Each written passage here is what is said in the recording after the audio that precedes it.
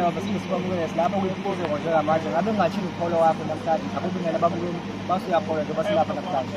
Ngithi noma ungababiza bonke kule ndaba yini losibhabhakisa ukuthi sesibanda sabukusa abacala ukuthi manje asigqoke iqolo ngithi namhlanje uyabona nje nasi isiginci sami ngizobonisa abantu live ukuthi ulive uhlawa kanjani ngithi wonke umuntu osesemakhaya njengamanje akasondela ngoba ebusuku ngizobe ngene stage ngishaya wonke amanono ongawacabanga ngizobe ngishaya ngisho namanye amanono engeke ngiwashayela amanye amaciko asadumile so kuzoba mnandi kakhulu ngizobe ngidlala bukhoma.